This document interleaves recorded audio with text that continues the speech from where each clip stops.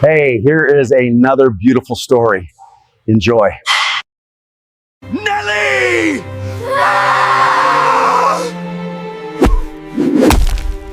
Wait, no, please, don't push me back.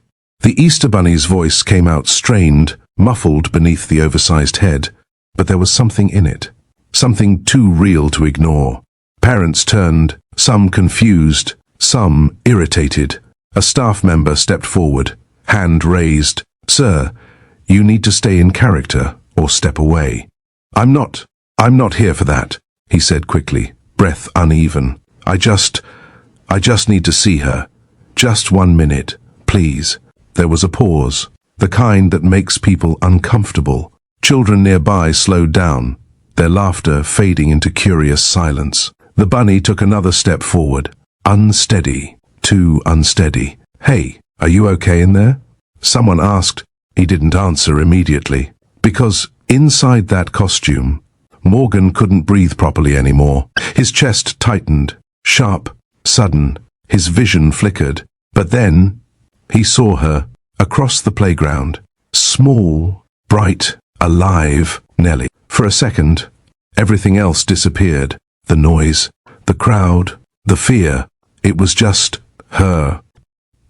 "Nelly," he whispered, barely audible through the mask. He took another step, and another, each one heavier than the last. "Sir, stop right there. I'm not a threat," he snapped, voice cracking. I just want to see my daughter." The words hit differently this time. A few parents exchanged glances. Something wasn't right. The bunny staggered, just slightly, but enough. Hey, hold on." Too late. His hand reached forward like he was trying to hold onto something that wasn't there anymore. "I can't." His knees buckled, and in one sudden heavy motion, he collapsed. Hard. The impact sent a dull thud across the playground. Gasps broke out instantly. "Oh my God. Someone call. Take that head off him. Quick." The oversized bunny head was pulled away, and the moment it came off, everything changed. Because this wasn't just some performer. This wasn't just some random man. Is that Morgan Cade? A ripple of shock moved through the crowd. Phones started coming out, voices overlapping, confused, alarmed. But none of that mattered, because through all the noise, a small voice cut through everything. Clear, shaking, breaking. "Daddy?" Silence fell, like the world itself paused. And then, "Daddy!" Nelly ran, straight toward him, her little shoes hitting the ground fast, uneven, desperate. She dropped beside him, tiny hands grabbing his arm. "Daddy, wake up. Please, wake up." Her voice cracked in a way no child's voice ever should. People froze. No one expected that. No one understood it. And a few feet away, Lisa stood there, still, completely still. Her eyes locked on Morgan's face, like she was looking at a stranger she was supposed to recognize, but couldn't. "Who?" she whispered, barely audible. And right there, in the middle of a children's Easter event, a billionaire CEO lay unconscious on the ground, his daughter crying over him, and the woman who once loved him, unable to even remember who he was. Now, let me ask you something. Have you ever loved someone so much that being kept away from them felt like losing a part of yourself? Not distance by choice, not space for healing. I mean, taken from you, unfairly, silently, like one day everything is there, and the next, it's just gone, because that's the part people don't talk about enough. Everyone sees the moment a man collapses in public. Everyone hears the little girl scream, "Daddy." Everyone reacts to the chaos. But nobody really stops to ask, how did it get that bad? How does a man who has everything, money, power, influence, end up on the ground, disguised, just to see his own child? What kind of story leads to that?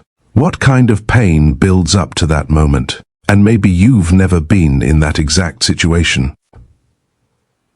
But, if you've ever been misunderstood, if you've ever been judged before, You could even explain yourself. If you've ever had someone turn your love into something dangerous, then you might understand this more than you think, because this isn't just about a billionaire. It's not just about a disguise. It's about what happens when the people who are supposed to know you best start seeing you as someone you're not, and you don't even get the chance to fix it. Soft pause. So yeah, before we go any further, I want you to really sit with that for a second, because this story, it's not just dramatic, it's not just emotional, it's personal in a way that creeps up on you slowly and stays with you long after it ends. Now, here's where it gets worse. Because Morgan didn't just lose access to his daughter. He was labeled, officially, documented, restricted, the kind of label that follows you into rooms before you even step inside. Potential threat.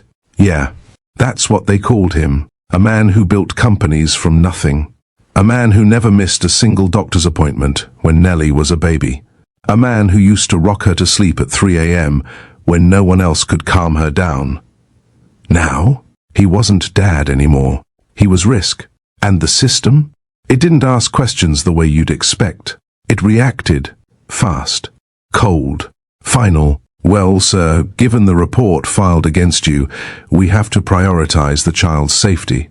I am prioritizing her safety. Morgan snapped, his voice tight. That's my daughter.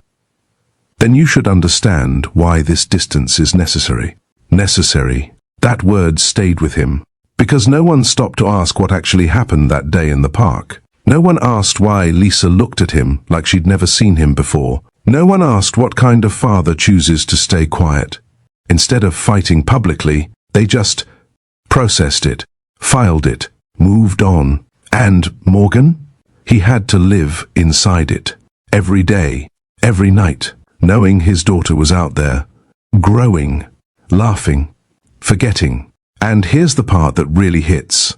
He could have fought louder, used his influence, pulled strings, made calls, but he didn't, because deep down, he kept asking himself one question. What if pushing harder scares her even more? So instead of being the powerful man everyone knew, he became the distant one, the quiet one, the one who watched from far away, while the world decided who he was without him. Because the truth is, Morgan wasn't just tired, he was worn down in a way that didn't show on the outside. You wouldn't see it in his suits. You wouldn't hear it in his meetings. You wouldn't notice it in the way people still stood up when he walked into a room, but when he was alone. Yeah, that's where it showed. Late nights, empty spaces, silence that felt louder than anything else. There were moments, small ones, that hit the hardest, like reaching for his phone, scrolling through old pictures of Nellie, pausing on one where she was laughing, her head tilted back, eyes closed, like nothing in the world could ever hurt her. And he'd just stare at it, too long, long enough for his chest to tighten again. Not from pressure this time, but from something deeper. "You're getting so big," he whispered once, like she could hear him, but she couldn't, because she wasn't there. Soft breath, and this part right here, it hurt. Not because he lost access, but because he started to feel like he was being erased, slowly, quietly, like his place in her life was being rewritten without him even knowing the script. No calls, no visits, no good night, Daddy. Just distance, and questions he couldn't answer. Slight pause. And the worst part? He couldn't even hate Lisa for it, because every time he tried, he remembered the way she used to look at him before everything changed. The way she'd smile, soft, calm, present. And then he'd remember the fear in her eyes at the park. That wasn't anger. That wasn't manipulation. That was confusion, real confusion. And that made it harder, because how do you fight someone who doesn't even know why they're afraid of you? So yeah, by the time Morgan put on that Easter Bunny suit, it wasn't just about seeing his daughter. It was about holding on to something that felt like it was slipping through his fingers, piece by piece, moment by moment, until there was nothing left to hold. Well, Welcome back to Alex Romance and Divorce Stories, where life's most powerful lessons come wrapped in unforgettable tales. And today's story? It's not just about love. It's about loss, misjudgment, and what it really costs to prove who you are when the world has already decided otherwise. So let me ask you something. Have you ever wondered what happens when two completely different worlds collide? When wealth meets struggle, when control meets vulnerability, when love is real, but everything around it starts breaking apart. What would you do if the person you loved most suddenly saw you as a stranger? Would you fight? Would you walk away? Or would you risk everything just to be seen one more time? Because that's exactly what Morgan did. And trust me, by the time you hear how far he went, you're going to have something to say about it. But before we go deeper into this story, I need a quick favor from you. If you're already feeling the weight of this, if something about this story is already pulling at you, go ahead and hit that like button. Drop a comment. Tell me honestly, what would you have done in his position? And if you're new here, subscribe to the channel, because stories like this, they don't just entertain, they stay with you. And every like, every comment, it really helps push this video out so more people can experience it too. Alright, take a breath, because where this story begins, it only gets deeper from here. New York never really sleeps. It just slows down for a few hours and then starts all over again. And Morgan? He fit into that rhythm perfectly. 6 a.m. sharp. No alarms needed. His eyes opened the same way they always did. Calm, alert, already thinking. Emails, markets, decisions. He sat up slowly, rolling his shoulders once before reaching for the tablet on his nightstand. Numbers filled the screen instantly. Stocks, international reports. A message from his London office marked urgent. He skimmed it, already processing, already calculating. Adjust that by 2%, he muttered under his breath, fingers moving quickly, even before his feet touched the floor. He was working. By 7:15 a.m., he was dressed perfectly. Tailored suit, dark, clean, precise. Everything about Morgan was intentional. The way he moved, the way he spoke, the way people straightened when he entered a room.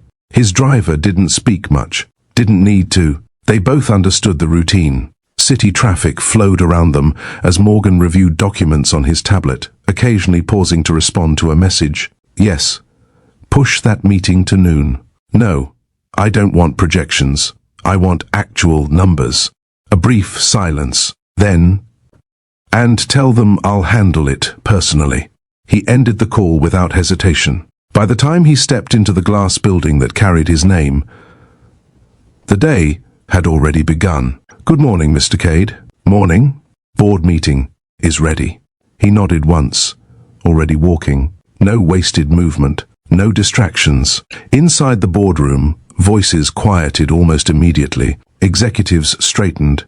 Presentations paused. Morgan took his seat at the head of the table, placing his tablet down with calm precision. Let's begin. No small talk, no delay, just control. The meeting moved quickly. Sharp questions, direct answers, no room for uncertainty. At one point, a senior executive hesitated mid-presentation. Morgan leaned forward slightly.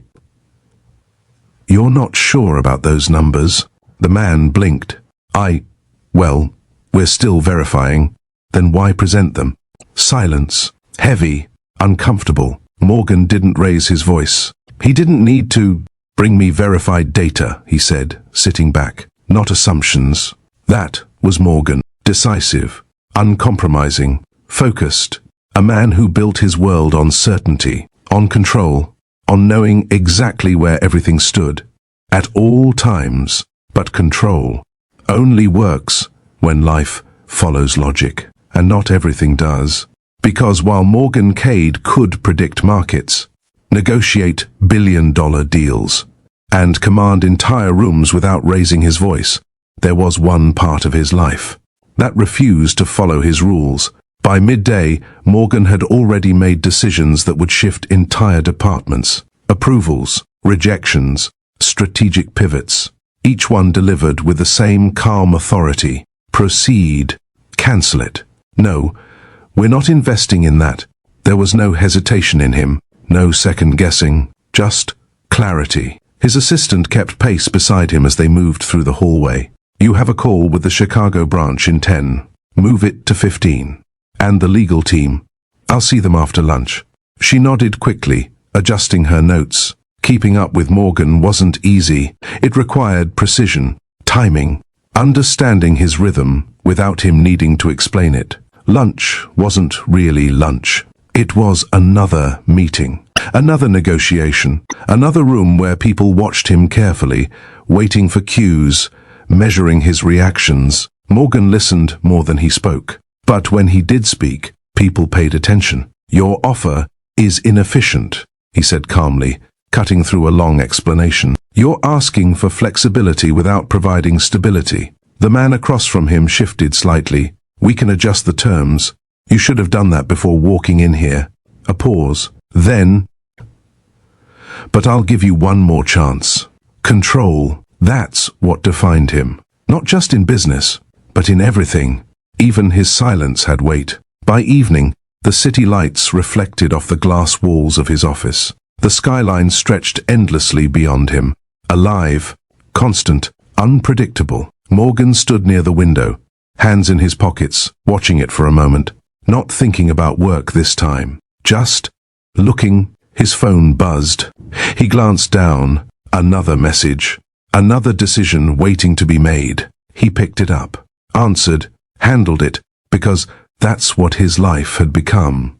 A sequence of actions, decisions, movements, all perfectly aligned, all under control. And the thing is, from the outside, it looked perfect. The power, the respect, the influence, everything exactly where it should be. But perfection can hide things. The strange thing about Morgan's life was how quiet it became when everything else stopped. No meetings, no voices, no decisions waiting on him. Just silence. And not the peaceful kind. The kind that lingers a little too long. His home was exactly how it should be. Clean, organized, nothing out of place. Everything where it belonged. That's how he liked it. That's how he designed it. But something about it felt off. Not visibly, not in a way anyone else would notice. Just missing. There was a moment every evening when it hit him the hardest. Right after everything slowed down. When there was nothing left to manage, nothing left to fix. Because that used to be the time she filled the space. Nellie, her voice, her questions, her little interruptions that never really felt like interruptions. Daddy, look what I made. Wait, no, watch me again. Are you listening? Now? Nothing. No small footsteps. No laughter echoing down the hallway. No random conversations that made no sense but somehow meant everything. And, well, that kind of silence, it doesn't just sit around you. It presses in, slowly. There were nights when he'd catch himself pausing for no reason, like his mind expected something, a sound, a voice, something familiar, but it never came. And the worst part, he couldn't even fill that space. Because nothing replaces something that specific, something that real, so the house stayed the same. Perfect, still. Quiet. Too quiet. It started small, almost unintentional. Just a habit he didn't realize he had picked up. His phone, unlocked, gallery open. At first, it was just quick glances, short moments, a few seconds at most, like he didn't want to stay there too long. But then, one night, he stopped. A video. Nellie, younger, maybe 4. Her hair a little messy, her smile too big for her face. She was laughing at something off camera. Daddy, you're not doing it right. Her voice came through, light, playful. There was a pause in the video. Then Morgan's voice, different, softer. Oh, I'm not. Show me then. Nellie giggled. Okay, watch. The video ended, just like that. And for a second, he didn't move, didn't scroll, didn't close it. He just stared at the screen.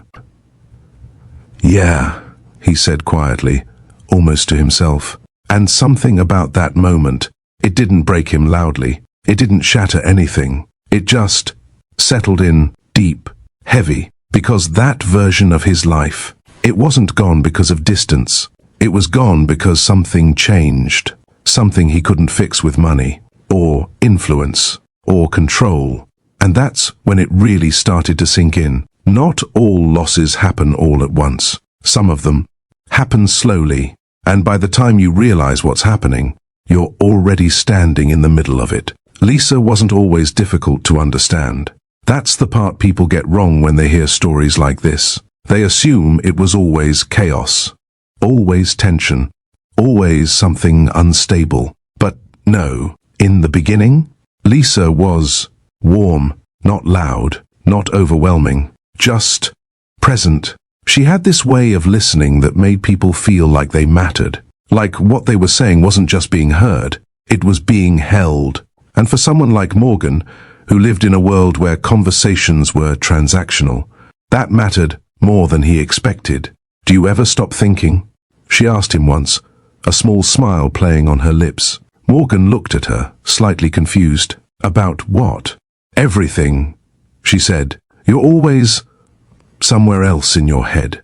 He paused for a second, then gave a short response. "It's necessary." Lisa tilted her head, studying him. "For business, maybe," she said softly, "but not for life." That difference between them, at first, it felt balanced. Where Morgan was structured, Lisa was fluid. Where he calculated, she felt. Where he controlled, she trusted. And when Nellie came into the picture, something about Lisa became even softer, more grounded, more connected. "You're holding her too stiff," Lisa said one evening, watching him carefully. "I'm not." "You are," she interrupted gently. "Relax your arms. She's not going anywhere." Morgan adjusted slightly, unsure. Nellie made a small sound, settling. Lisa smiled. "See? She just needs to feel you." Moments like that, they made everything feel normal, stable, real. But, well, stability isn't always permanent. At first, the changes were small, easy to miss if you weren't paying close attention. Lisa would go quiet sometimes. Not the peaceful kind, more like distant. "You okay?" Morgan asked once. She nodded quickly. "Yeah, I'm fine." But she didn't look at him when she said it. Then came the shifts, subtle at first. Her energy would spike, talking faster, moving faster, ideas flowing one after another. "We should take a trip," she said one day, pacing slightly. "Not planned, just go. Don't you think that would be better? Just leave everything and—" "Lisa," Morgan cut in gently, "we can plan something, but not like that." She stopped, looked at him, and for a second, something in her expression changed. "You always need a plan," she said quietly. It wasn't anger, not yet, just something unresolved. And that's how it began. Not loud, not obvious, just small changes that didn't seem important. Until they were, at some point, things stopped feeling balanced and started feeling unpredictable. Morgan didn't notice it all at once, because his life didn't allow for slow observations. Everything moved quickly. Decisions, schedules, responsibilities. But Lisa, she felt everything in real time. And when things shifted for her, they shifted completely. There were days she was exactly how she used to be. Calm, present, engaged. "You've been working too much," she told him one evening. "I'm always working," he replied. She shook her head slightly. "No, this is different." He looked at her. "How?" She hesitated, then gave a small shrug. "I don't know. It just feels like you're here, but not really here." That stayed with him, but not long enough, because the next day, everything was back to normal. And then came the other days, the harder ones. "Why didn't you answer your phone?" Lisa asked, her tone sharp. "I was in a meeting." "You always say that." "Because I'm always in meetings." She let out a short breath. "That doesn't mean you can't step out for a second." Morgan frowned slightly. This is how my work functions, Lisa. And what about us? She shot back. That question didn't have a simple answer, and he knew it. The arguments weren't constant, but they were confusing, because they didn't always follow logic. One moment, she'd be close, leaning into him, quiet, soft. "I just need you to be here," she whispered once. "I am here." She shook her head lightly against him. "No, not like this." And then other moments. Distance, suspicion, unease. "Who were you talking to?" She asked one night. "A client." "You smiled." Morgan blinked. "What?" "You don't smile like that unless it's something else." He stared at her, trying to understand where that came from. "There's nothing else, Lisa." She held his gaze for a second, then looked away. "Okay," she said, but it didn't sound like she believed him. Brief emotional break, and that's what made it harder. Not the arguments themselves. Morgan approached problems with logic, solutions, structure. But Lisa?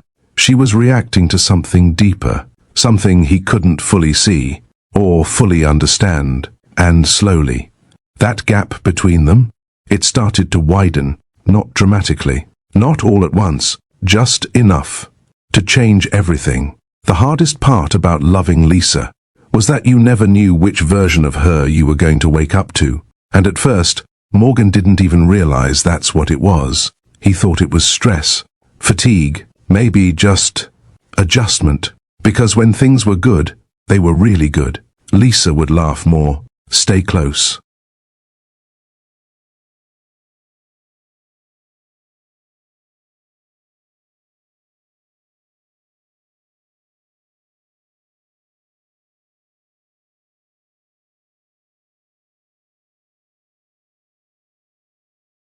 Talk about small things like they actually mattered.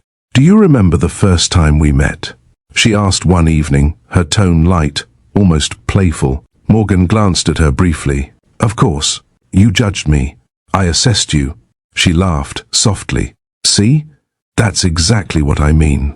Moments like that felt easy, natural, like nothing was broken. And with Nellie around, those moments stretched even further. "Look, Mummy," Nellie said, holding up a messy drawing. Lisa's face lit up instantly. "Oh, wow.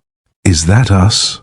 Nellie nodded proudly. "That's you, that's Daddy, and that's me." Morgan looked at it. It didn't make much sense visually, but Lisa smiled like it was the most perfect thing in the world. "It's beautiful," she said softly, and for a while, that felt like enough. But then, without warning, everything would shift. Lisa would become restless, her energy sharper, less grounded. "You're not listening again," she said one night. "I am listening." "No, you're responding," she corrected. "That's not the same thing." Morgan frowned slightly. "What does that even mean?" She shook her head, pacing lightly. "It means you already decided what you're going to say before I even finish." He didn't respond immediately, because part of him knew she wasn't entirely wrong. But then the tone would change, faster, more intense. "I feel like I'm talking to a wall sometimes," she continued. "That's not fair. And this is?" She snapped. The tension would rise quickly, then just as quickly, drop. Minutes later, she'd be quiet again, distant, like the argument never even happened. "I didn't mean to raise my voice," she said softly once. Morgan looked at her, still trying to process everything. "It's fine." But it wasn't fine. Not really. Because the emotional shifts weren't predictable. And that made everything harder to hold on to. There were nights she'd sit close to him, silent, just there. "You won't leave, right?" she asked suddenly. Morgan blinked slightly. "What? You won't leave me?" He didn't hesitate. "I'm not going anywhere." She nodded, but her expression didn't fully settle. Like the answer didn't reach whatever part of her needed it.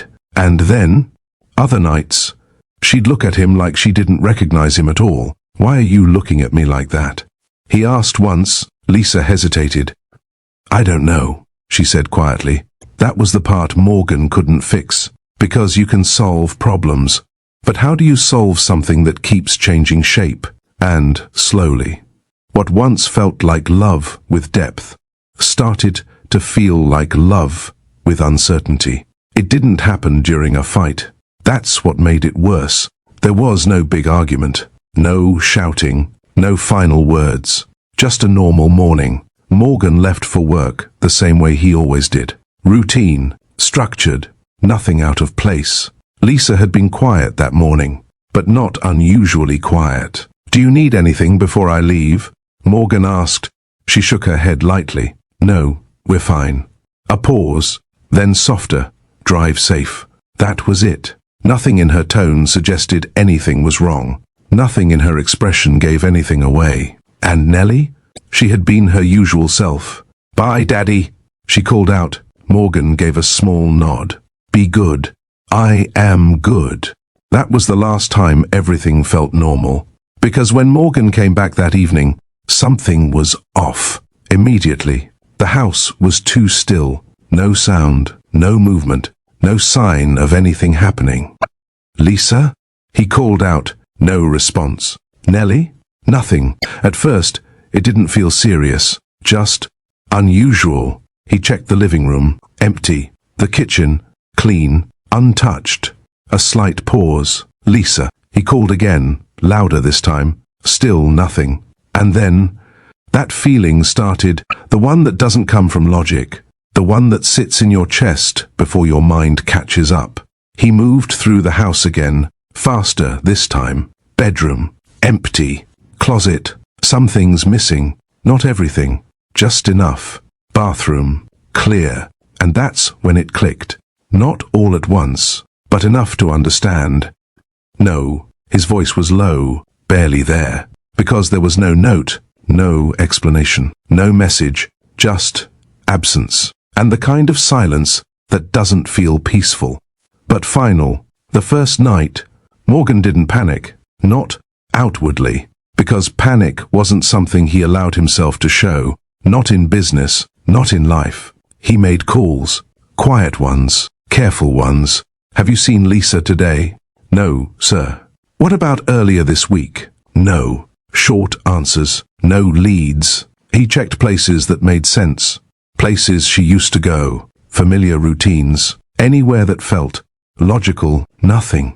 By the second day, the situation had changed, not publicly, but internally, because now it wasn't just absence, it was confirmation. Lisa hadn't just stepped out. She had left with Nellie. "Sir, should we involve authorities?" One of his senior staff asked carefully. Morgan didn't answer immediately, because the answer was obvious, or at least, it should have been yes, would have been the logical move. Immediate, effective, structured, but Morgan didn't say it. "Not yet," he replied instead. There was a slight hesitation on the other end. "Sir, with respect, time is critical in situations like this. I'm aware." Then, I said, "Not yet." His tone wasn't loud, but it was final, because this wasn't just a missing persons case to him. This wasn't a situation to escalate publicly. This was Lisa. And more importantly, this was Nellie. And, deep down, there was something Morgan couldn't ignore. Lisa didn't leave out of anger. There was no argument, no final confrontation. So whatever this was, it wasn't simple, and involving the police immediately. That meant attention, questions, exposure, things that could reach Nellie, confuse her, scare her. Morgan couldn't risk that, so instead, he kept it contained. Private investigators, discreet inquiries, quiet tracking, focus on patterns, he instructed.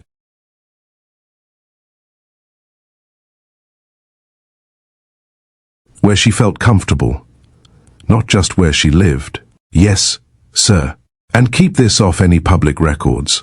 Everything was handled the way Morgan handled business. Controlled, precise, but this wasn't business. Because no matter how structured the search became, it kept leading to the same place. Nothing. And the silence?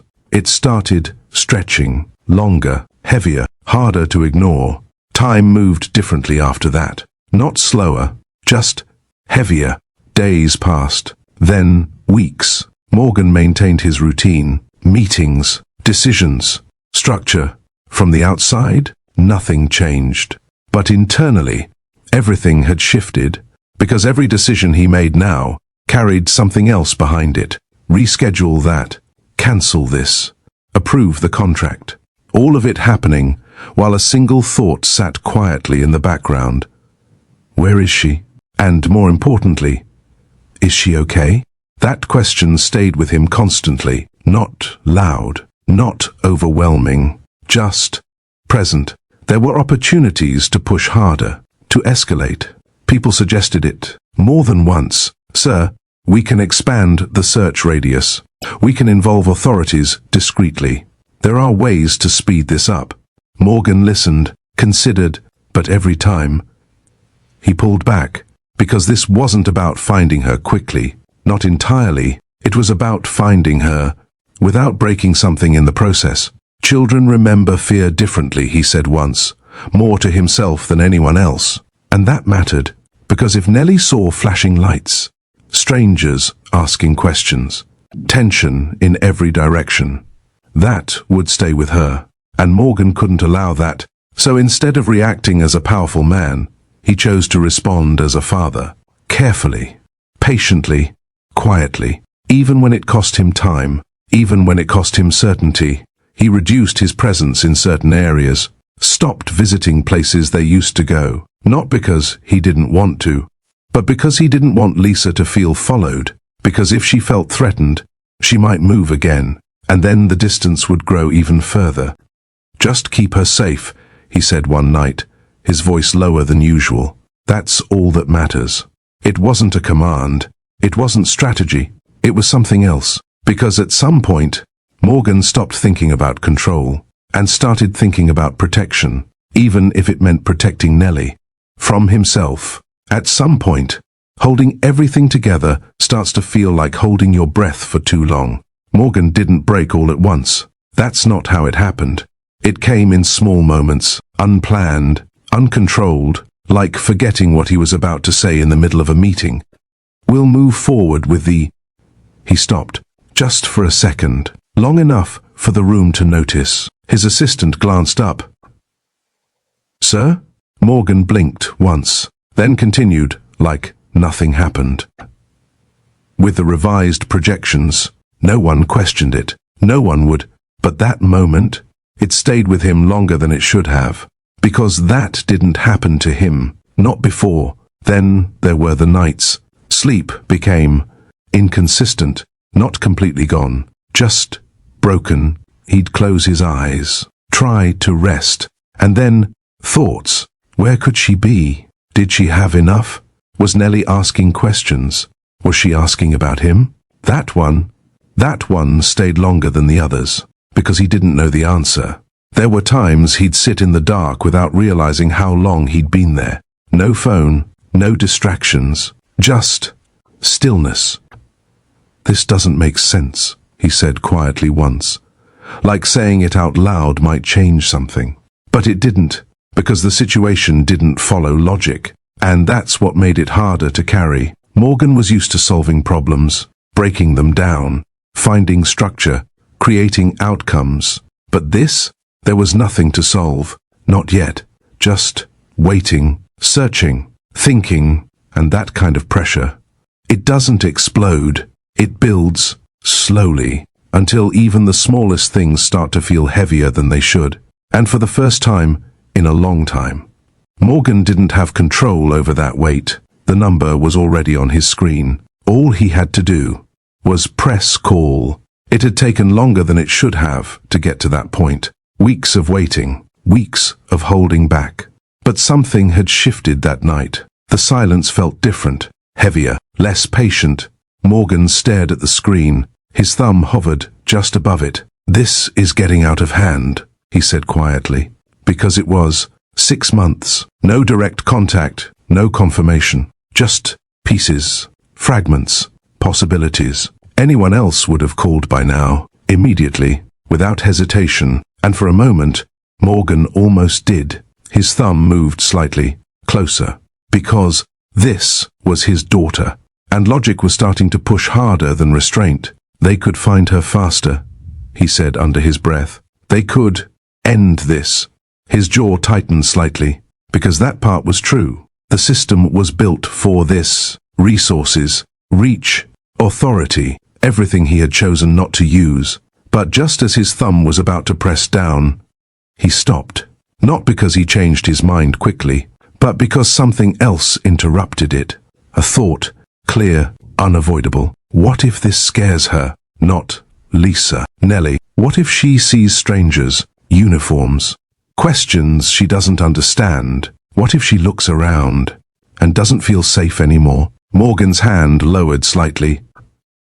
No, he said quietly, because finding her wasn't the only goal. How she experienced being found, that mattered too, and that wasn't something the system could guarantee. So slowly, he locked the phone, set it down, and just sat there, not relieved, not confident, just certain, because this wasn't about doing what was easiest or fastest.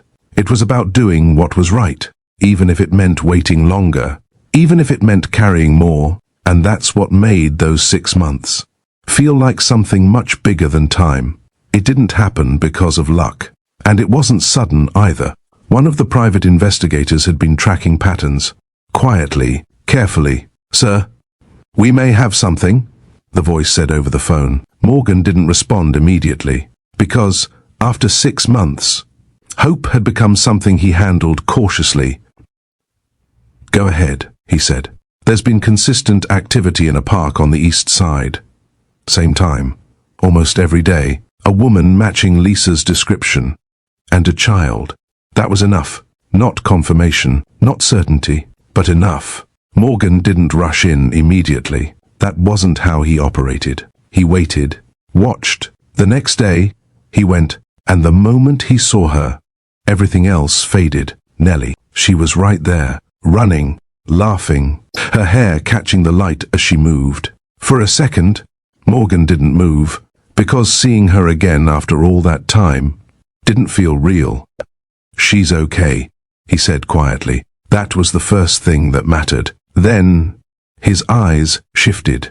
Lisa. She was sitting nearby, watching, but not the way she used to. There was something different in her posture, more tense, more alert. Morgan took a step forward, slow, measured. This wasn't a moment he could afford to rush. "Lisa?"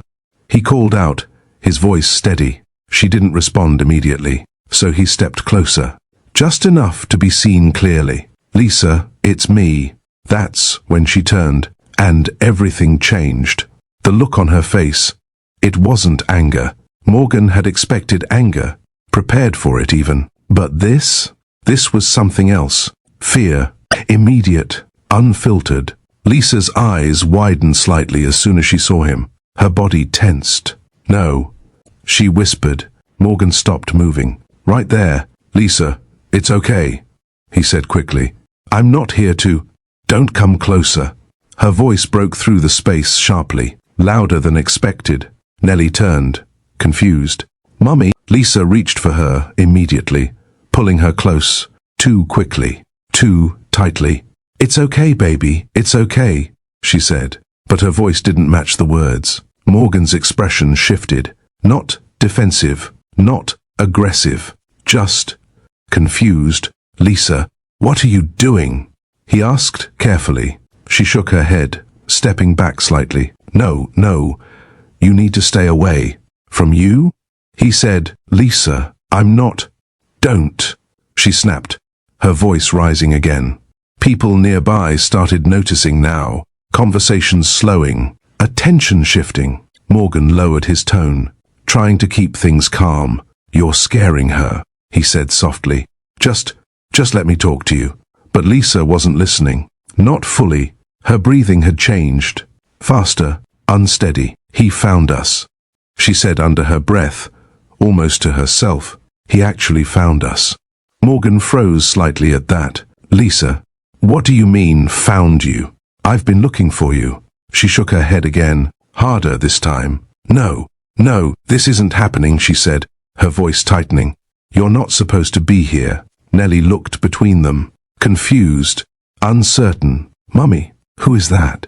she asked quietly. That question, it hit harder than anything else. Morgan didn't answer. He couldn't, because Lisa did. "He's nobody," she said quickly. And something in Morgan's chest shifted. Sharp, unexpected. "Lisa," he said, his voice lower now. "That's not, stay away from us." The words came out louder this time, enough to draw attention from across the park.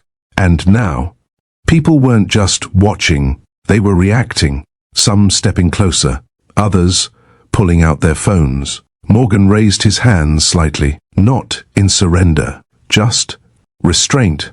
"I'm not here to hurt anyone," he said. "I just want to talk." But the situation had already moved past that, because Lisa wasn't seeing him clearly anymore. She wasn't responding to him as Morgan.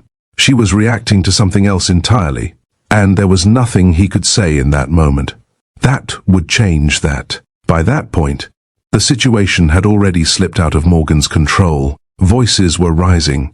People were watching more closely now, not just curious anymore, concerned. Lisa didn't calm down. She couldn't. Her grip on Nellie tightened slightly.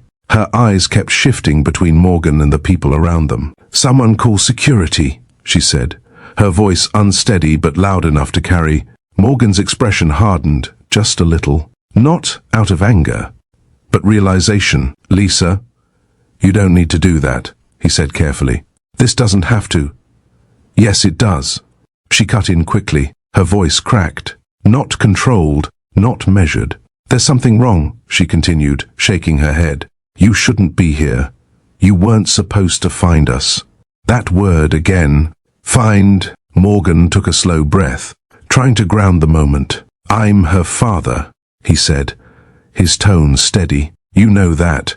Lisa froze for a second. Then, something in her expression shifted again. Not recognition, not acceptance, rejection. "No," she said quietly. That one word carried more weight than anything else she had said. "No, you're not," she added, her voice firmer now. "You don't get to just show up like this." Nellie looked up at her, then back at Morgan. "Mummy?" she whispered. Morgan's jaw tightened slightly. "This isn't about showing up," he said. "This is about you leaving without telling me where you took her. That should have made sense, should have landed somewhere, but it didn't, because Lisa was no longer responding to logic. She turned slightly, pulling out her phone, her hands shaking just enough to notice. "I need help," she said into it. "There's a man here. He's been following us. He won't leave." Morgan blinked, just once. "Following you," he repeated. The word didn't sit right, didn't belong to him, but it was already out there, already shaping the situation. People around them started reacting more visibly now. Distance increased, eyes stayed fixed. Morgan didn't move closer, didn't interrupt, because he understood something in that moment. This wasn't going to resolve here, not like this. Lisa ended the call quickly, still holding Nellie close, still watching him like he was unpredictable. And for the first time since finding them, Morgan didn't feel relief anymore. He felt something else. Displacement, like he had stepped into a version of reality, where he didn't belong. It didn't take long.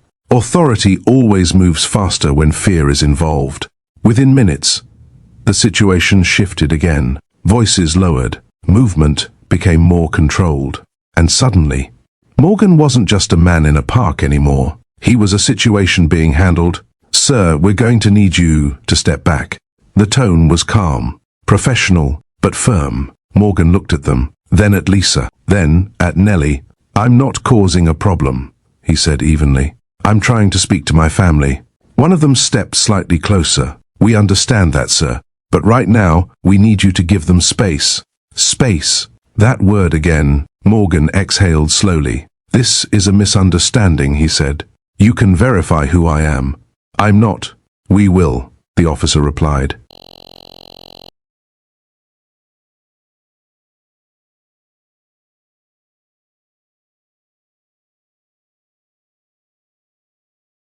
"But for now, let's keep things calm." Behind them, Lisa remained tense, still holding Nellie close, still watching. He's not supposed to be here, she said again, her voice quieter now but still firm. Morgan's eyes shifted to her. Lisa, he said, but she didn't respond. Not to his name, not to his voice. Just silence. And that silence said more than anything else. The situation moved quickly after that. Statements, clarifications, distance enforced. Morgan wasn't arrested, not formally accused of anything concrete, but the damage, it had already been done. Given the report filed, one of the officers explained, "We're going to advise that you do not attempt direct contact again without proper clearance." Morgan held their gaze. "Proper clearance," he repeated. "Yes, sir." That was the shift, right there. From father to restriction, from presence to distance. And it didn't matter how much truth he carried, because perception had already taken over. Lisa's fear had become the dominant reality. And Morgan? He had no place inside it anymore. "Understood," he said finally.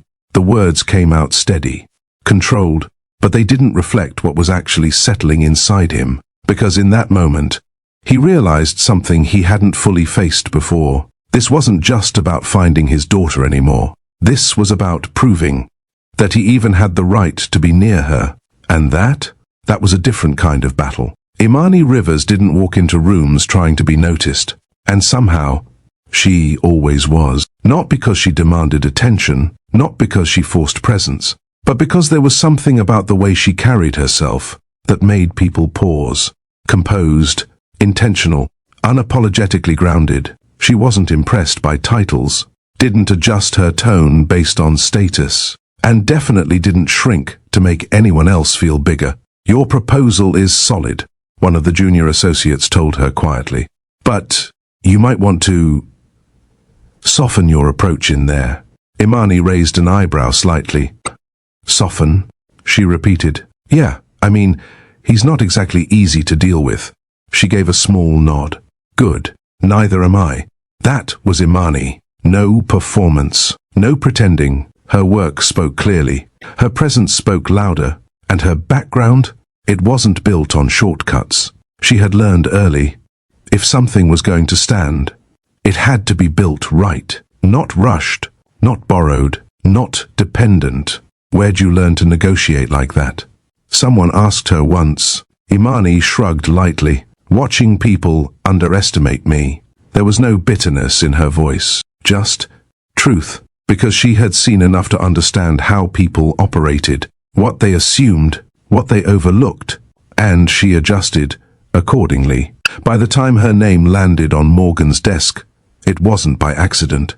It was earned, a proposal, well-structured, direct, no unnecessary additions, efficient, exactly the kind of work Morgan respected. But respect and perception don't always align. Imani didn't trust easily. Not people, not intentions, and definitely not situations that looked too convenient, because she had seen how quickly things could shift when expectations weren't clear. "Just be patient," someone once told her. "Opportunities like this don't come around often." Imani looked at them for a moment. "Opportunities don't scare me," she said calmly. "Unclear terms do." That mindset, it shaped everything about her. She asked questions most people avoided. She noticed things others ignored. And she never assumed something was good, just because it looked polished on the surface, especially when it came to men like Morgan. Men with power, influence, control over outcomes. She had encountered that type before. Different faces, same pattern. "They expect you to adjust," her friend told her once. Imani shook her head slightly. "Then they're expecting the wrong person." Because she didn't bend for comfort, didn't lower her standards to fit into someone else's structure. And she wasn't interested in being chosen. She was interested in being respected. So when she stepped into Morgan's world, she didn't walk in with admiration. She walked in prepared to be dismissed, prepared to be misunderstood, and, if necessary, prepared to walk away. "I don't need this to work," she said quietly to herself once. "It just needs to be right." That distinction mattered, because it meant she wasn't there to impress him. She was there to stand on what she had built. And if he couldn't see that, then there was nothing to prove. Morgan didn't usually give second chances in meetings, not when the tone was already set, not when expectations were clear. So, when Imani walked in, he had already formed an opinion, not based on her work, not entirely, but on something else, something quicker, less precise. "Ms. Rivers," he said, glancing briefly at the file before looking up, "you requested this meeting personally." Imani didn't sit immediately. "I did." A short pause. Morgan leaned back slightly. "You've already submitted your proposal. My team reviewed it." "I know. Then I'm trying to understand what this meeting adds." Imani held his gaze. Clarity. That answer lingered for a second. Morgan's expression didn't change. "Go ahead." She placed her folder down calmly. "Your team misunderstood a key part of the structure." "They didn't misunderstand," he replied. "They evaluated it. They evaluated it based on assumptions," she said evenly. That was the first shift. Subtle, but noticeable. Morgan tapped the table once, lightly. "And you're here to correct that?" "I'm here to make sure you're not overlooking something valuable." A slight pause. Morgan studied her for a moment. Then, "Or something profitable," he added. The word didn't land quietly. Imani didn't react immediately, but something in her posture shifted. "Those aren't the same thing," she said. Morgan tilted his head slightly. "In my experience, they usually are." There it was. Not direct, not obvious, but clear enough. Imani let out a small breath. Not frustrated, not defensive, just aware. "So that's what you think this is?" she asked. Morgan didn't respond right away, which in itself was an answer. "You think I came in here chasing a payout?" she continued. "Trying to attach myself to something bigger than me?" Morgan leaned forward slightly. "I think people position themselves where there's opportunity." Imani nodded slowly. "Right," she said. Her tone didn't rise, didn't sharpen, but it changed. "See, that's the difference between us," she added. "You think I'm positioning myself." A slight pause. "And I know exactly where I stand." The room shifted after that, not physically, but in tone. Morgan's attention sharpened slightly. "And where exactly is that?" he asked. Imani didn't hesitate.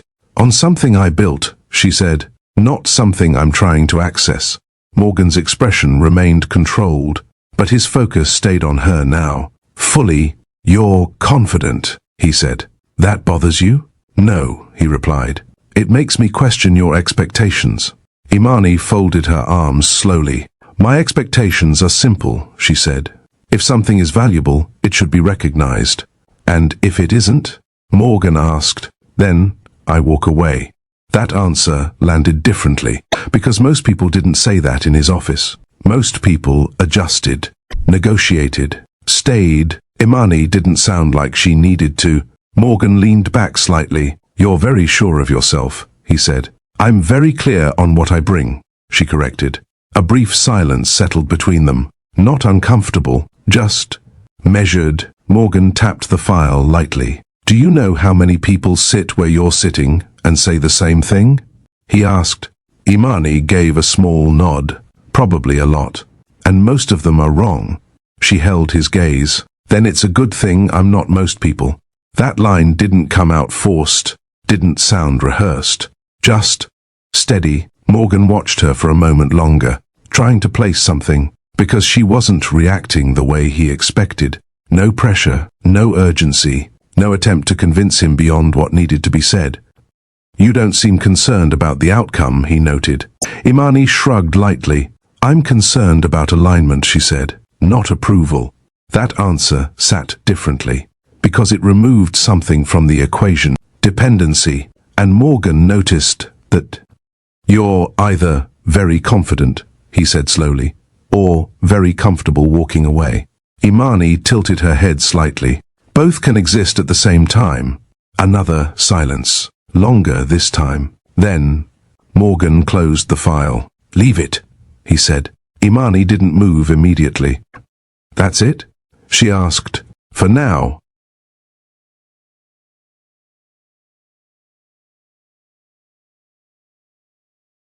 She studied him for a second, then nodded once. All right, no push, no extra words, just acceptance. And as she turned to leave, Morgan spoke again. Ms. Rivers. She paused. Yes? He hesitated slightly, just enough to register. We'll review it again. Imani held his gaze. Make sure you review it right this time, she said. And then she walked out, leaving behind something Morgan hadn't felt in a while during a meeting. Challenge. Morgan didn't forget that meeting. Not the tone, not the way it ended, and definitely not the way Imani walked out without looking back.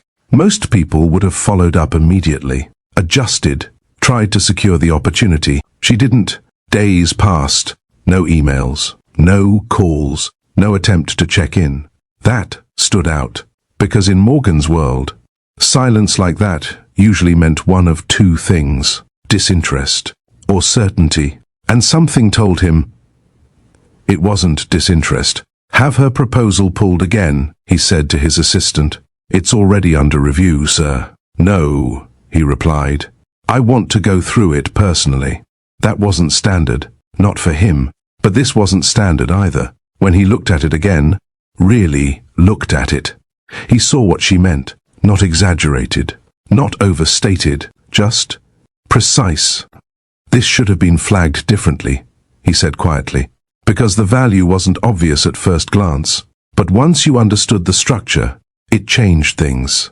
And that's when something else settled in. He had misjudged her. Not completely, but enough. And Morgan wasn't used to that. So instead of ignoring it, he addressed it. Set another meeting, he said. His assistant paused slightly. Would you like me to inform her of the revision? No, Morgan replied. Just schedule it. Because this time, he wasn't walking into the room with assumptions. When Imani stepped in again, the atmosphere felt different. Not lighter, not easier, just clearer. You asked for another meeting, she said, her tone neutral. I did. She didn't sit immediately, didn't move forward, just waited. Morgan gestured lightly. You can sit. She did, calm, composed. I reviewed your proposal again, he said. Imani didn't respond, just watched him. I missed a key detail the first time, he continued. That got her attention, slightly. And? She asked. Morgan held her gaze. You were right. That kind of statement. It didn't happen often, especially not from him. Imani didn't react immediately. She studied him for a second longer than expected. Okay, she said finally. No smile, no shift in tone, just acknowledgement. Morgan leaned back slightly. I want to move forward with it, he added. That should have been the moment things changed. But it wasn't, because Imani didn't lean in, didn't soften, didn't adjust. Instead, she asked one simple question. Why? That question lingered, longer than it should have. Because most people didn't ask that. Not after getting what they came for. Morgan looked at her. Because it makes sense, he said. Imani tilted her head slightly. That's not what I asked. A slight pause. You said you missed something the first time, she continued. So I'm asking, what changed? Morgan didn't answer immediately, because the honest answer wasn't just about the proposal. I took a closer look, he said. Imani's expression didn't shift, and she pressed. Morgan exhaled quietly. And I realized I approached it wrong. That was closer, but still not complete. Imani leaned back slightly. See, that's the thing, she said. You don't strike me as someone who approaches things wrong. Her tone wasn't sarcastic, just observant. So either this was an exception, she paused briefly, or something influenced your first impression. Morgan met her gaze. You think I misjudged you? Imani didn't hesitate. I know you did. That landed clean. No tension in her voice. No need to argue. Just clarity. Morgan nodded once. That's fair, he admitted. Imani watched him closely, not looking for apology, not waiting for explanation, just measuring. And now? She asked. Morgan leaned forward slightly. Now I'm correcting that. Another pause. But this one felt different, because Imani didn't respond immediately. She let the moment sit. Then, "Corrections don't change patterns," she said. Morgan frowned slightly. "They can," he replied. "Not instantly," she said, "and not without consistency." That word stayed in the space between them. Consistency. Because that wasn't something you proved in one meeting, or one decision. It showed over time. Through actions, through behavior. Morgan understood that, but understanding it, and being held to it, were two different things. "So what are you saying?" he asked. Imani held his gaze. "I'm saying this doesn't change anything yet." That was the line. Clear, direct. She wasn't impressed by the outcome. She was watching the process. And that meant, whatever this was becoming, it wasn't going to be easy. What started as tension didn't disappear. It changed shape.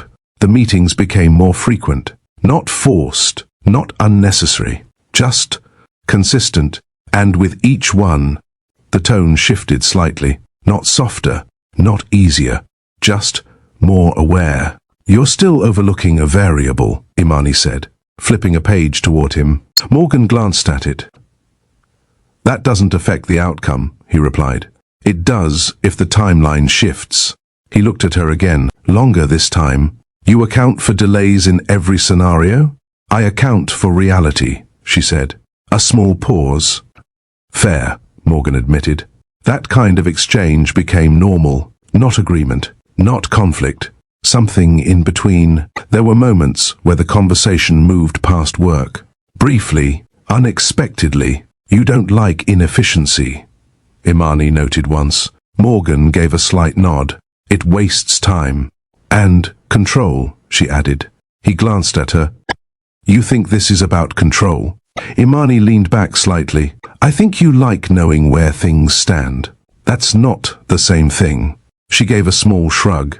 "Depends on how you define it." Another pause. Not tense, not uncomfortable, just present. And that's what made it different, because neither of them was trying to impress the other. No performance, no adjustment, just clarity. And somewhere inside that clarity, something else started to build. Not obvious, not immediate, but noticeable. The way Morgan paid attention when she spoke, not just listening, processing. The way Imani held her ground without raising her voice, without forcing her presence, and the way neither of them rushed anything. "You don't chase outcomes," Morgan said once. Imani looked at him briefly. "I position myself for them," she replied. That answer stayed with him, because it wasn't just about work. It was about how she moved. And for the first time in a long time, Morgan wasn't trying to control the pace of something. He was adjusting to it. It wasn't something Morgan talked about, not openly, not directly, because some things didn't fit into conversation. They stayed in the background, quiet, unaddressed. But Imani noticed, not all at once, not dramatically, just in small details, the way his tone shifted sometimes, slightly, when certain topics came up, the way he paused, just a fraction longer than usual. When a conversation drifted toward family or children. "You don't talk about your personal life," she said one day. Morgan didn't respond immediately. "It's not relevant," he said. Imani held his gaze. "It is if it affects how you move." A slight pause. Morgan leaned back. "What do you think it affects?" he asked. Imani didn't answer right away. She studied him carefully. "Your decisions," she said. "Your restraint." That word, restraint, landed differently. Morgan looked at her. "You think I hold back?" he asked. Imani nodded slightly. "I think you choose not to act when you easily could." That wasn't an assumption. It was an observation, and it was accurate. Morgan exhaled slowly. "Not everything should be forced," he said. Imani didn't argue. Instead, she asked one question. "Who are you protecting?" That one didn't get an immediate answer, because it wasn't simple. Morgan looked away briefly, then back at her. "My daughter," he said. The words came out quieter than expected, and that was the first time he said it out loud. not in a report, not in a controlled explanation, just honestly. Imani didn't react right away, because something in his tone had changed, not the words, the weight behind them. "She's not with you," Imani said carefully. Morgan shook his head once. "No." Another pause. "Her mother took her," he added. Imani's expression shifted slightly. Not pity, not shock, just understanding. "And you're waiting," she said. Morgan gave a small nod. "I'm being careful." Imani held his gaze. "That's not easy," she said. Morgan didn't respond, because there wasn't anything to add, and for a moment, the space between them changed. Not in a way that needed explanation, just quieter, more aware, because now, Imani wasn't just seeing a man in control. She was seeing the part of him that chose not to use it. And that stayed with her. The lead didn't come from a breakthrough, not exactly. It came from something smaller, routine, pattern. One of the updates from the investigators mentioned it briefly, almost like it wasn't important. "She's been taking the child to the same community center twice a week," the report noted. "There's an upcoming seasonal event scheduled there. Public attendance expected." Morgan read it once, then again, not because it was unclear, but because of what it implied. Public, open, unstructured, that kind of environment changed things. It meant Lisa felt comfortable enough to stay visible, at least in controlled spaces. And Nellie?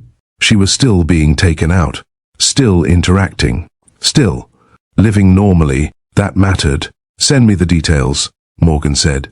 The response came quickly. Flyer, schedule, location, Easter event, activities for children, families, volunteers, a setting built around joy, routine, safety. Morgan stared at it longer than he needed to, because this wasn't like the park.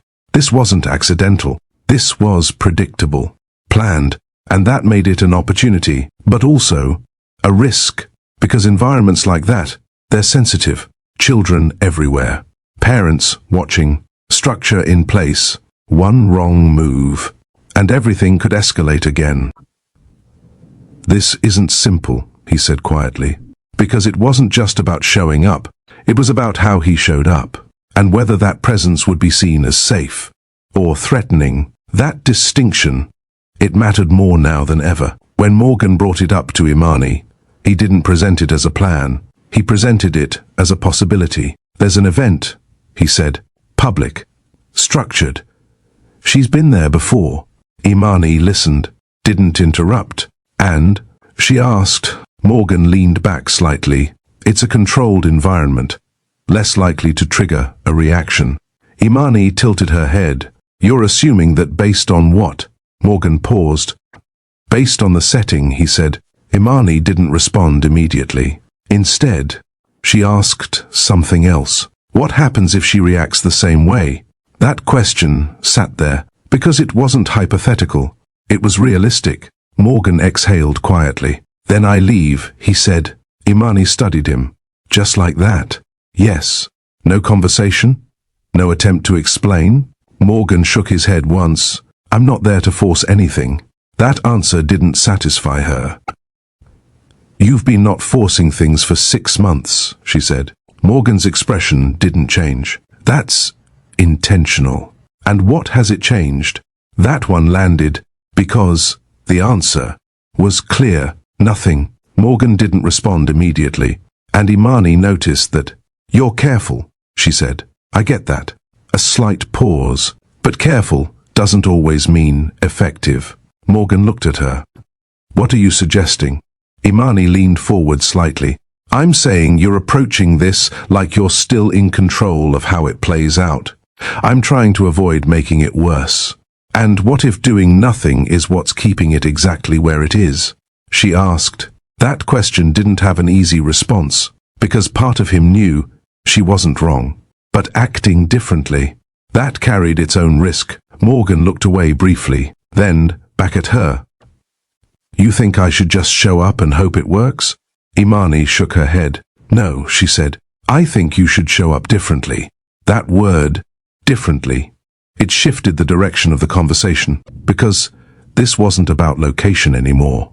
It was about approach, and Morgan hadn't fully considered that until now. The conversation didn't end there. Even after Imani left, it stayed with him, because what she said, it wasn't easy to ignore. Morgan had built his entire life on control, on structure, on calculated outcomes, and now he was being asked to step into something unpredictable, not blindly, but differently. Show up differently, he repeated under his breath. The words didn't sit comfortably, because different meant unfamiliar, and unfamiliar meant risk, not business risk, not financial, personal. What if Lisa reacted the same way again? What if Nellie got scared? What if everything he had been trying to avoid happened anyway? That possibility, it held weight, because up until now, Morgan had been able to justify his restraint, careful, measured, protective, but now there was another perspective sitting beside it, inactive, stagnant, unchanged, and that part was harder to ignore. He thought about the park, Lisa's reaction, Nellie's confusion. That moment didn't leave him. Not the words, not the distance, just the feeling of being seen as someone he wasn't. And then he thought about the event, a space built for children, for joy, for safety, a place where Nellie would feel comfortable. That mattered, because if he was going to step into her world again, it couldn't feel like disruption. It had to feel natural. But how do you do that? When your presence alone changes everything. Morgan leaned back slightly, exhaling slower this time. "This isn't about me," he said quietly. That realization shifted something, because for the first time, he wasn't thinking about how to approach the situation as Morgan Cade. He was thinking about how to approach it as her father. And those two things? They weren't the same. When Morgan saw Imani again, the conversation didn't start immediately. There was a moment, brief, measured, like both of them knew. This wasn't the same discussion anymore. "I've been thinking about what you said," Morgan began. Imani nodded once, and Morgan held her gaze. "You're right," he said. That answer didn't surprise her. Not entirely, but she didn't respond to it directly. Instead, she asked the only question that mattered now. "What are you going to do differently?" Morgan paused, because this wasn't about agreeing, it was about action. "I can't approach it the same way," he said. Imani tilted her head slightly. "Then don't." Morgan's expression tightened just a little. "It's not that simple." Imani didn't react immediately. Then, she leaned forward slightly. "It is," she said calmly. "You're just making it complicated, because you're trying to stay in control." Morgan held her gaze. "And you think I should just let go of that?" Imani didn't hesitate. For one moment? Yeah. A pause, not long, but enough.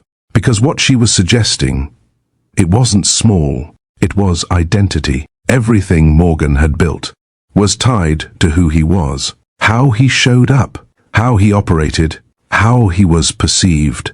And Imani saw that, which is why her next words came out slower, more deliberate. "Then stop being Morgan Cade for one day." That line didn't hit loudly, but it stayed, because it wasn't about abandoning who he was. It was about separating himself from it, just long enough to reach something that mattered more. Morgan didn't respond immediately, because, for the first time, he wasn't thinking about strategy. He was thinking about simplicity. "Just her father," he said quietly.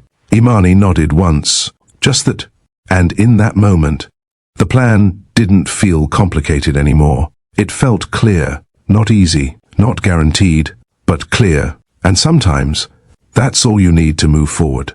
The decision had already been made. That part was clear. What wasn't clear was how it would feel to actually go through with it. Morgan wasn't unfamiliar with uncomfortable situations. He had built a career on stepping into high-pressure environments without hesitation. But this wasn't pressure. This was exposure in a completely different way. The costume sat in front of him, oversized, bright, unmistakably out of place in his world. For a moment, he just looked at it, because nothing about this aligned with who he had been for years. Structured, controlled, recognizable, and now he was preparing to step into something that erased all of that. No identity, no authority, no presence people would immediately respect.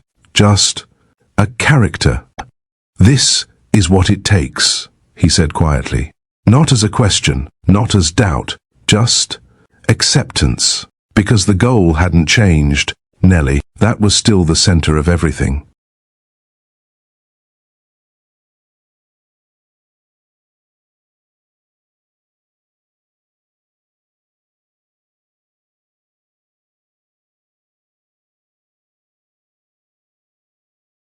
And if this was what it required to reach her, then everything else became secondary. Morgan reached for the costume, paused briefly, then continued.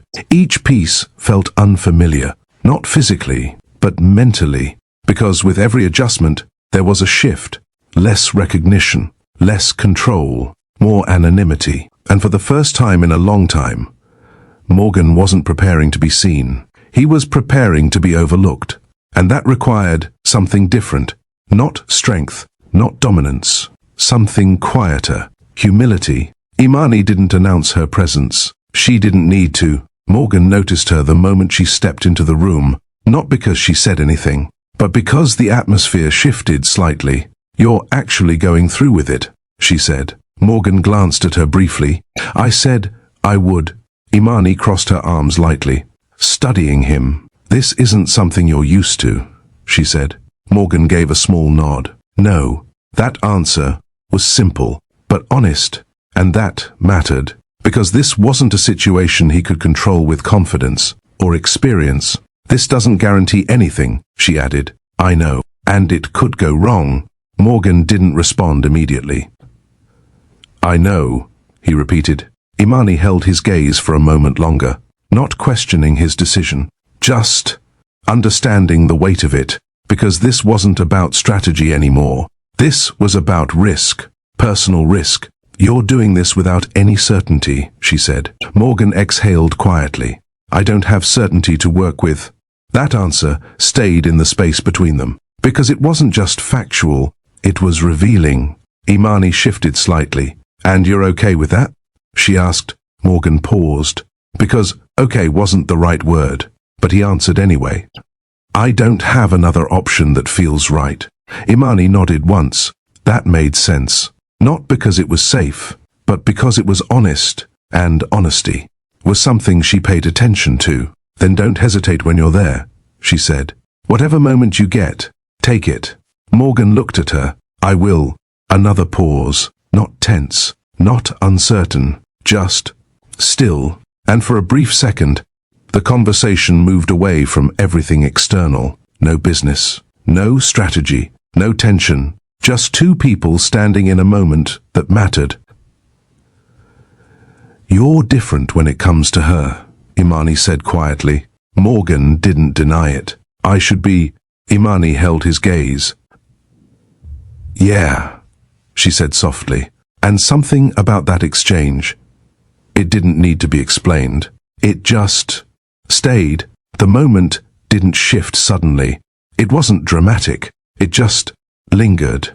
Imani didn't move right away, and neither did Morgan. There was something unspoken between them now. Not new, just clearer. "You're not used to needing help," she said. Morgan gave a slight glance. "I don't usually put myself in situations where I do." Imani tilted her head slightly. "Or maybe you just don't let people get close enough to offer it." That landed, not sharply, but directly. Morgan didn't respond immediately, because there was truth in it. "I let people do what they're supposed to do," he said. Imani gave a small nod. "That's not the same thing."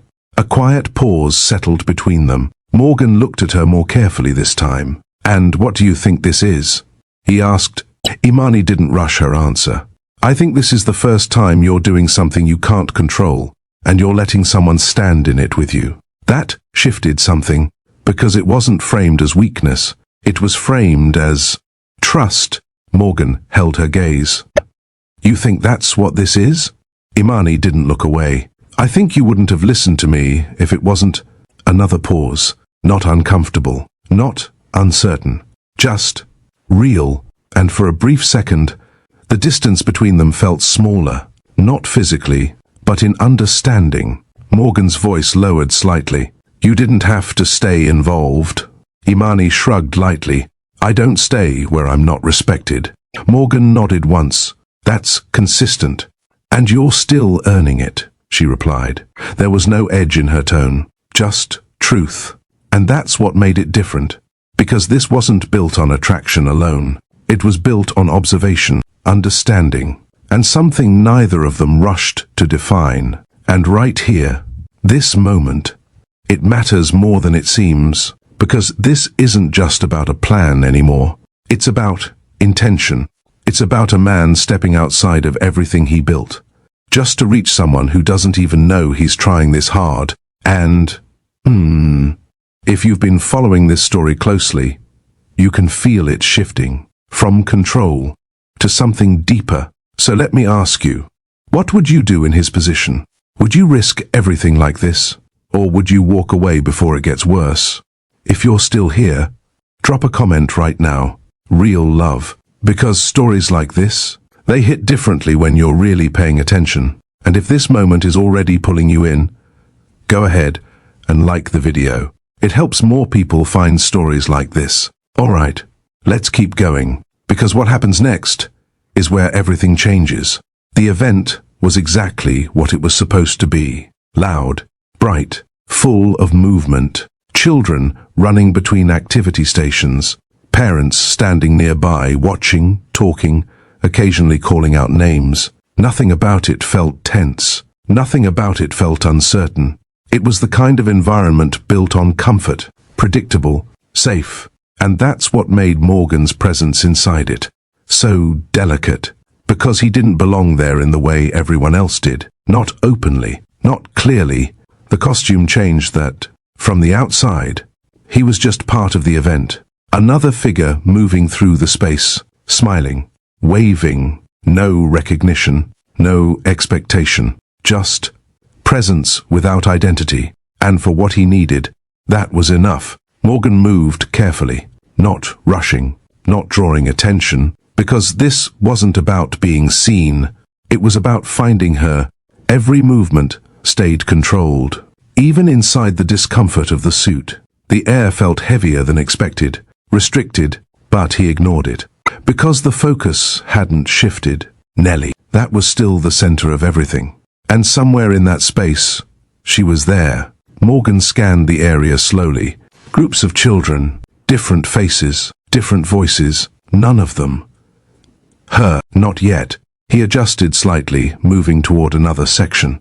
A few children waved at him. He waved back, automatic, detached. Because his attention was somewhere else entirely. Then, something shifted, not in the environment, in him, because he saw her.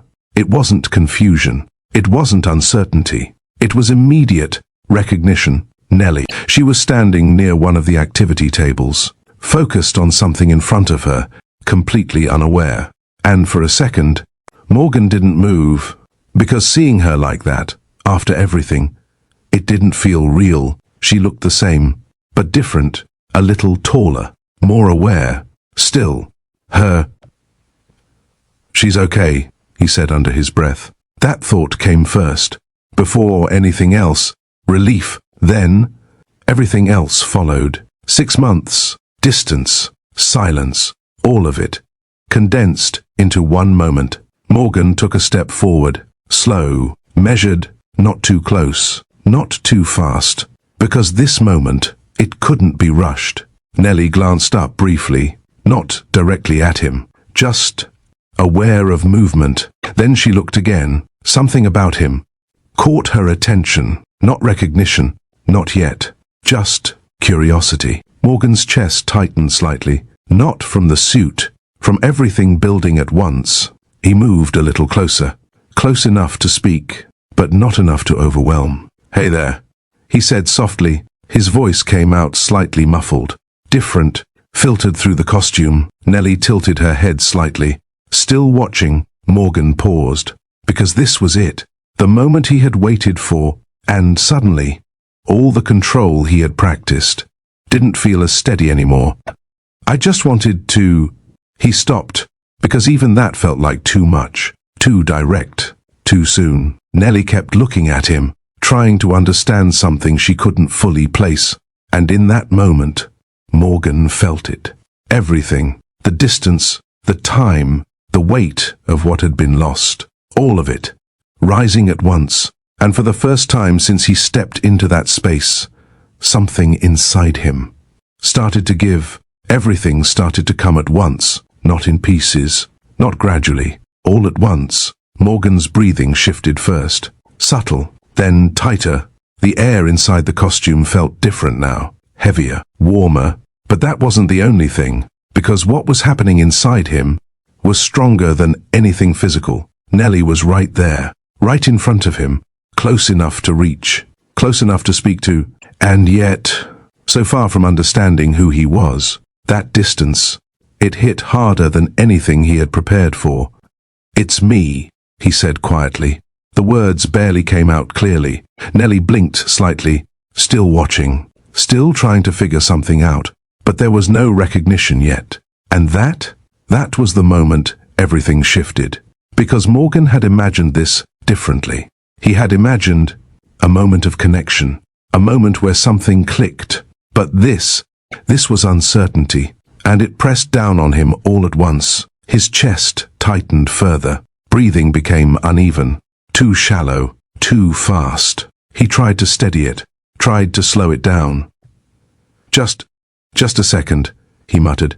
But his body wasn't responding the way it should, because emotion had already taken over. 6 months of holding everything in, 6 months of restraint, and now, all of it had nowhere else to go. His vision blurred slightly, not completely, just enough to notice. The noise around him shifted, faded. Voices became distant. All he could focus on was her, Nellie, standing there, looking at him, trying to understand something she didn't have the context for, and that realization,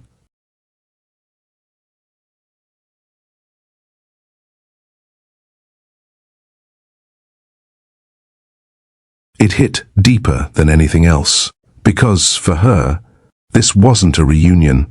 It was just a moment with someone she didn't recognize. Morgan's hand lifted slightly, not fully reaching, just reacting. "I'm right here," he said. But even that felt like too much. His breathing tightened again, sharper now. The pressure in his chest built quickly. Not pain, not exactly, just too much emotion, too much weight, too much happening at once. And his body, it couldn't hold it all together anymore. The shift was sudden. Morgan's balance gave out first, a slight movement. Then, nothing to hold it. Wait, the word didn't fully form. His knees dropped, hard. The impact caught attention instantly. Voices changed. What just, "Hey, are you okay?" Hands moved quickly, people stepping closer. "Get that head off him." The costume made it harder to respond, harder to breathe, and within seconds, the oversized bunny head was pulled away. Air rushed in, sharp, uncontrolled. But the moment that happened, something else took over the scene. Recognition. Is that? The reaction spread quickly, because the man on the ground wasn't just anyone, it was Morgan, and that changed everything. The attention, the urgency, the tone, but none of that mattered, because through all the noise, one voice cut through clearly. "Daddy!" It wasn't loud, it wasn't certain, but it was enough. Morgan's eyes shifted slightly, and for the first time, there it was. Recognition. Not from him, from her. "Daddy!" Nellie moved fast, straight toward him, dropping down beside him, her hands reaching for him without hesitation. "Daddy, wake up, please, please wake up." Her voice broke, and this time, there was no confusion in it, no uncertainty, just truth. And a few steps away, Lisa stood frozen. Her expression didn't match the moment, not shock, not relief. Something else. Disconnection. "Who is that?" she whispered.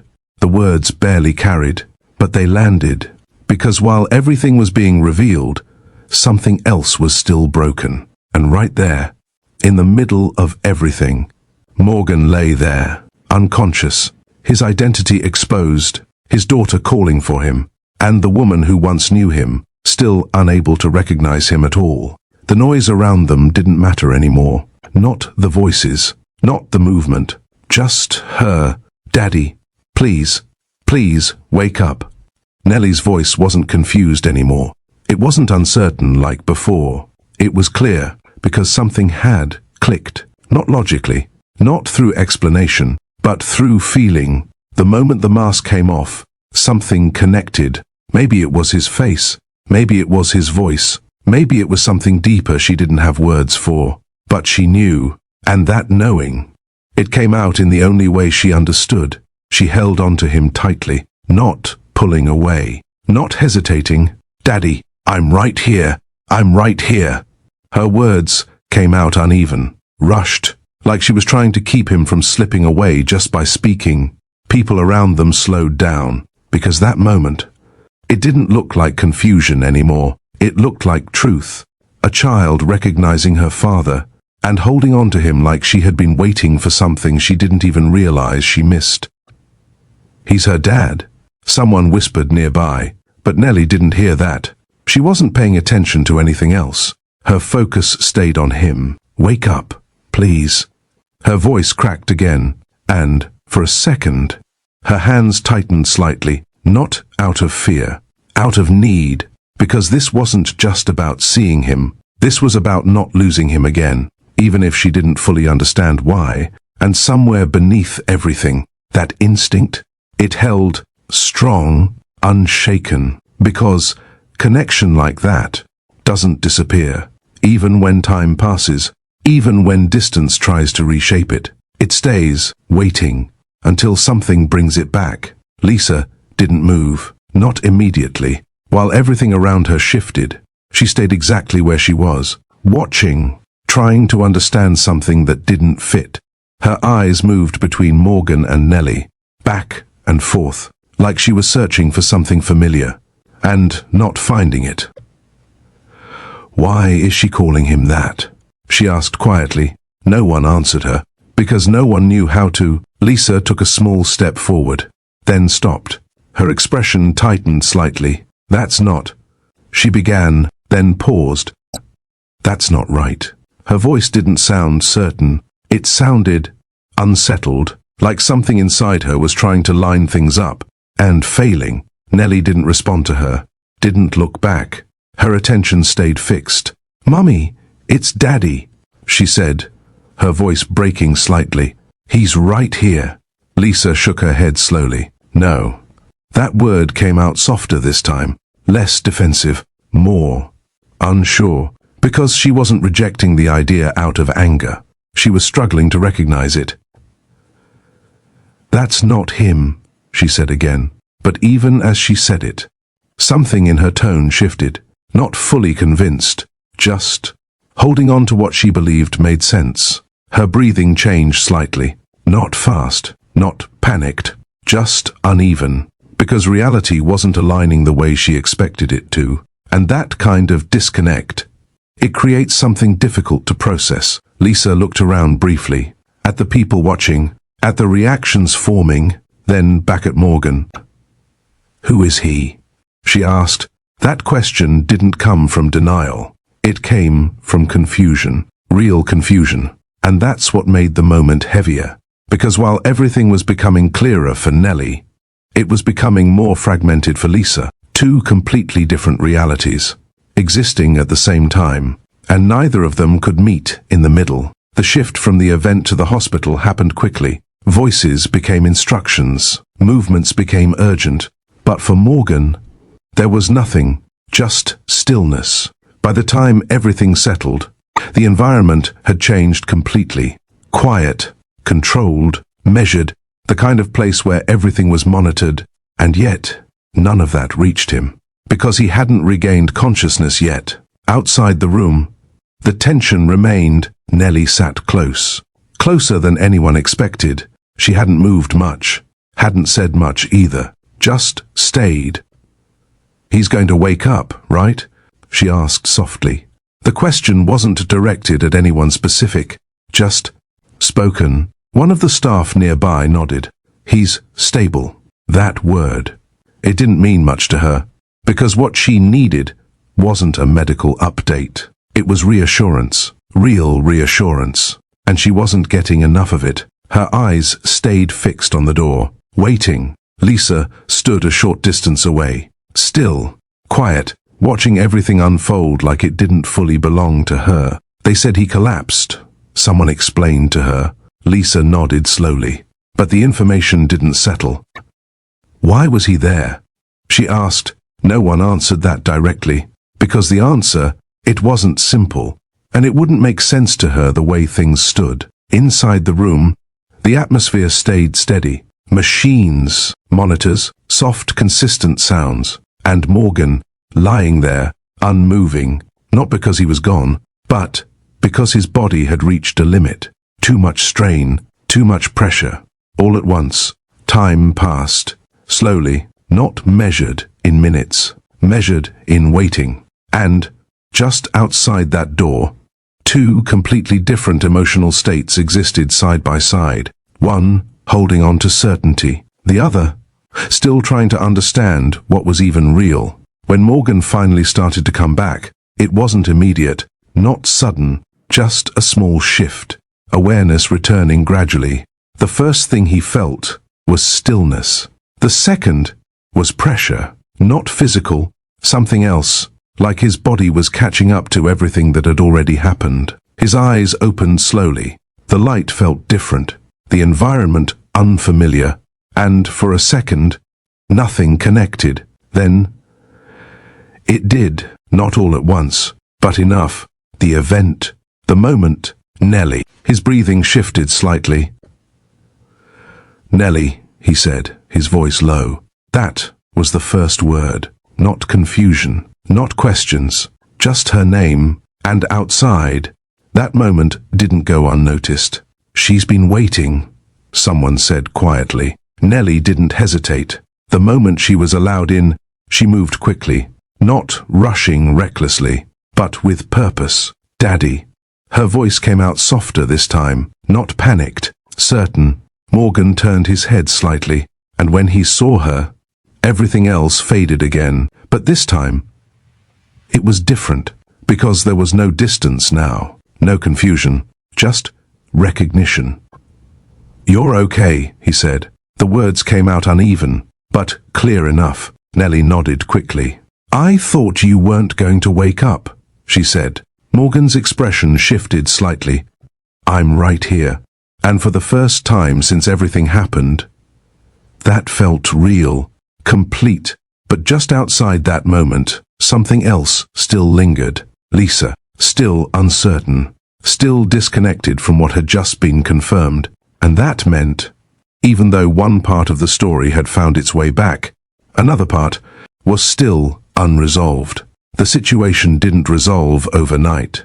It couldn't, because what had happened wasn't just emotional, it was structural, legal, medical. Lisa's condition could no longer be ignored. Not after the park, not after the event, not after standing in a room where her own daughter recognized someone she couldn't. Her responses indicate a severe disconnect from reality in certain moments, one of the specialists explained carefully.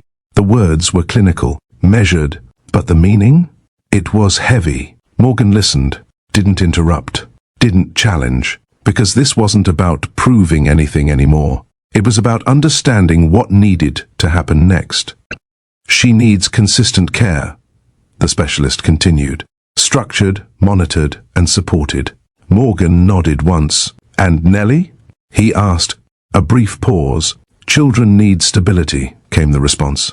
That word again. Stability. Not control, not access. Stability. And for the first time in months, the direction became clear. Lisa wasn't being punished. She was being helped, given a space where her condition could be understood, managed, stabilized. But that also meant She couldn't remain responsible for Nellie in the same way. And that decision, it didn't come easily. Not because it was unclear, but because it was final. "I don't want her to feel like she's losing everything," Morgan said quietly. "She isn't," the specialist replied. "She's being supported." That distinction mattered, even if it didn't make the moment easier, because somewhere inside all of this, Lisa was still the woman he once knew. And that didn't disappear, even when everything else changed. The process that followed wasn't fast, but it was steady. Everything was reviewed, documented, not assumptions, not reactions, facts. Morgan didn't rush it.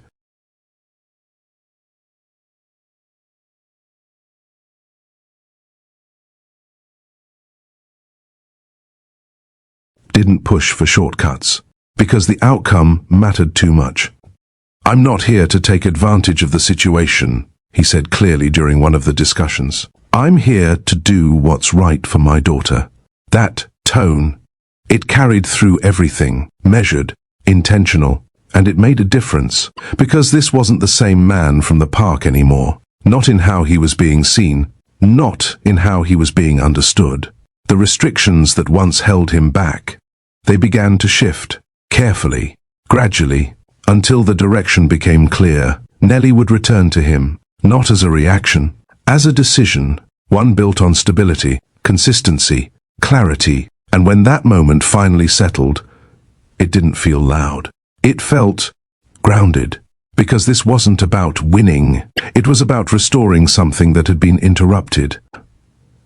"You're coming home," Morgan said softly to her. Nellie looked up at him. "Really?" He nodded. "Yeah." And that answer, it didn't need anything more. Things didn't go back to normal, because normal didn't exist anymore. What replaced it was something more intentional. And Imani, she was still there, not in the background, not distant, present. "You stayed," Morgan said to her one evening. Imani didn't look at him immediately. "I don't stay where things don't make sense," she replied. A slight pause. "And this makes sense now?" he asked. She turned to him then. "It's starting to..." That answer wasn't soft. It wasn't easy. It was honest. And that mattered more. Morgan nodded slowly. "I meant what I said before," he added, "about correcting things." Imani held his gaze.